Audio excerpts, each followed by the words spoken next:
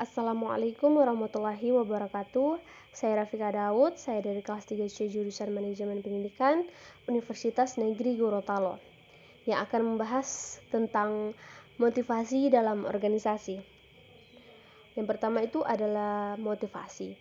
Motivasi adalah dorongan yang timbul pada diri seseorang secara sadar atau tidak sadar untuk melakukan suatu tindakan dengan tujuan tertentu. Menurut Weiner 1990, pengertian motivasi adalah kondisi internal yang mengakibatkan kita untuk bertindak, mendorong kita mencapai tujuan tertentu, dan membuat kita tetap tertarik dalam kegiatan tertentu.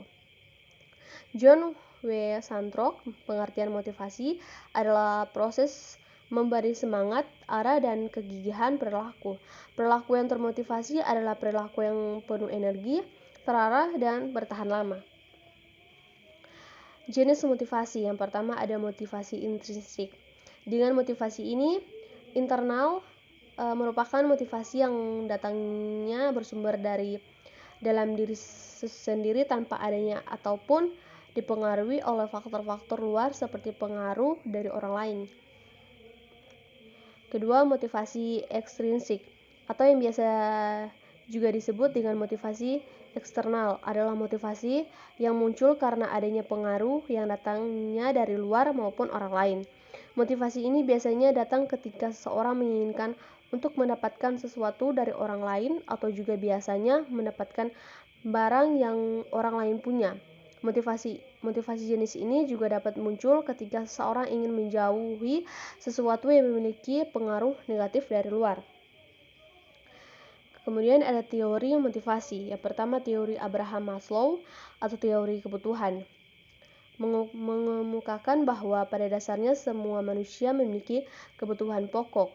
Yang pertama itu kebutuhan fisiologis, kedua kebutuhan rasa aman, ketiga kebutuhan akan rasa cinta dan rasa memiliki, keempat kebutuhan akan penghargaan, dan yang terakhir kebutuhan aktualisasi diri.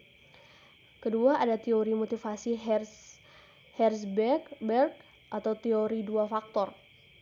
Menurut teori ini, faktor yang mendorong seseorang untuk berusaha mencapai kepuasan dan menjauhkan diri dari ketidakpuasan. Pertama ada faktor higiene, memotivasi seseorang untuk keluar dari ketidakpuasan, termasuk di dalamnya adalah hubungan antar manusia, imbalan, kondisi lingkungan, dan sebagainya.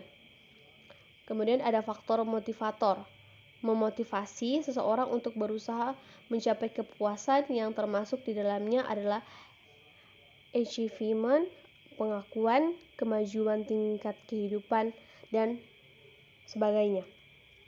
Kemudian ada teori motivasi Douglas mengemukakan dua pandangan manusia yaitu teori X negatif dan teori Y positif. Menurut teori X, 4 pengandaian yang dipegang manajer. Yang pertama adalah karyawan secara inheren tertanam dalam dirinya tidak menyukai kerja. Yang kedua, karyawan tidak menyukai kerja, mereka harus diawasi atau diancam dengan hukuman untuk mencapai tujuan. Yang ketiga, karyawan akan menghindari tanggung jawab.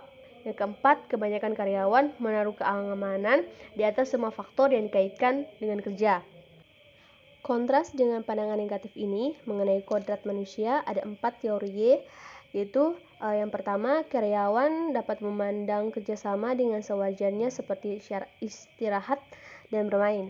Kedua, orang akan menjalankan pengarahan diri dan pengawasan diri jika mereka komit pada sasaran. Ketiga, rata-rata orang akan menerima tanggung jawab.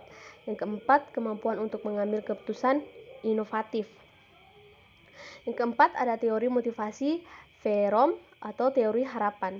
Teori dari Verom 1964 ini tentang cognitive theory of motivation menjelaskan mengapa seseorang tidak akan melakukan sesuatu yang ia yakini ia tidak dapat melakukannya, sekalipun hasil dari pekerjaan itu sangat ia inginkan. Kemudian yang kelima ada teori kebutuhan berprestasi. Teori yang dikemukakan oleh McClellan 1961 menyatakan bahwa ada 3 hal penting yang menjadi kebutuhan manusia, yaitu Yang pertama ada kebutuhan akan prestasi, yang kedua kebutuhan akan hubungan sosial atau hampir sama dengan social need-nya Maslow. Yang ketiga ada dorongan untuk mengatur. Yang keenam ada teori penetapan tujuan. Edwin Locke mengemukakan bahwa dalam penetapan tujuan memiliki 4 macam mekanisme motivasional, yakni yang pertama tujuan-tujuan mengarahkan perhatian, kedua tujuan-tujuan mengatur upaya, ketiga tujuan-tujuan meningkatkan persistensi, dan keempat tujuan-tujuan menunjang strategi-strategi dan rencana-rencana kegiatan. Kemudian yang terakhir ada hierarki kebutuhan.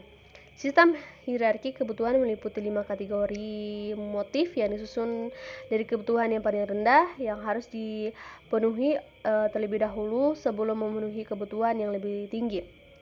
Kelima tingkat kebutuhan sebagaimana diurutkan oleh Hammer dan Organ ditunjukkan dalam tingkat kebutuhan berikut. Yang pertama, kebutuhan fisiologis, makanan, air, seks, tempat perlindungan. Kedua, ada kebutuhan rasa aman, perlindungan terhadap bahaya, ancaman, dan jaminan keamanan. Ketiga, ada kebutuhan sosial, memberi dan menerima cinta, persahabatan, kasih sayang, serta hak harta milik, pergaulan, dan dukungan. Keempat, kebutuhan harga diri, kebutuhan akan prestasi, kecukupan, kekuasaan, dan kebebasan. Intinya, hal ini merupakan kebutuhan untuk kemandirian atau kebebasan. Dan yang terakhir ada kebutuhan aktualisasi diri, kebutuhan untuk menyadari kemampuan seseorang untuk kelanjutan pengembangan diri dan keinginan untuk menjadi lebih baik dan mampu untuk menjadi orang. Sekian dan terima kasih. Wassalamualaikum warahmatullahi wabarakatuh.